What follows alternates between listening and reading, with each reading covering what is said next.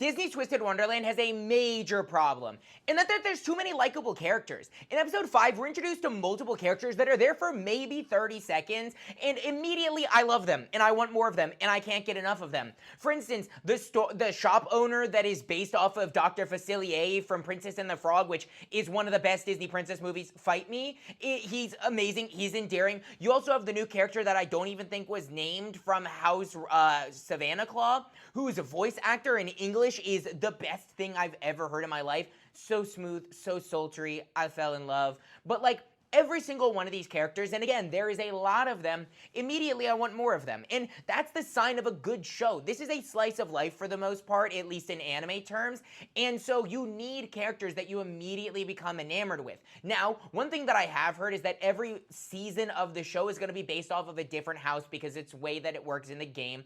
I'm an anime-only watcher. I want to give the perspective of an anime-only watcher, but I am a little worried that with changing houses and changing main characters, it'll take me time to become enamored with the characters again, which is why I think that sprinkling them in like they are seems to be the best way, so we can start to become accustomed with the different houses and with the different characters. But in terms of House Heartslobule, all the characters are amazing.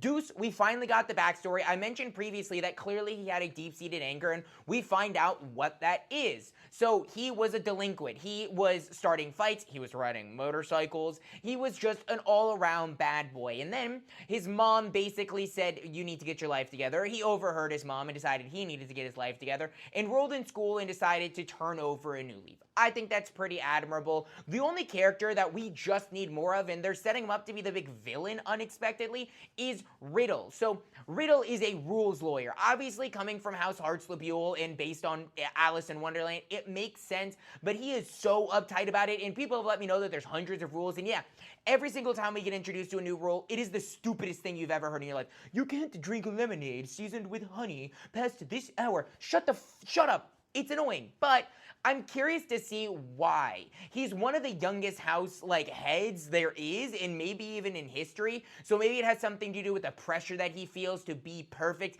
Maybe it has something to do with the way that he's raised, but there's also something to do with maybe his magic getting corrupted. I don't know if that just comes from the anger with the little black droplets that are infecting his magic crystal. I don't know. You also have Trey, who's helping them make the tart and is just an all-around good guy. You have my favorite Cater, who's just Instagramming it up. Again, I can't talk about every character because there's so many of them, and I am worried that they're not going to be able to balance that, but sprinkling in some characters here and there and maybe having them appear in later seasons seems like it might be the move. But let me know your thoughts in the comments. Drop a like and follow, and as always, stay nerdy.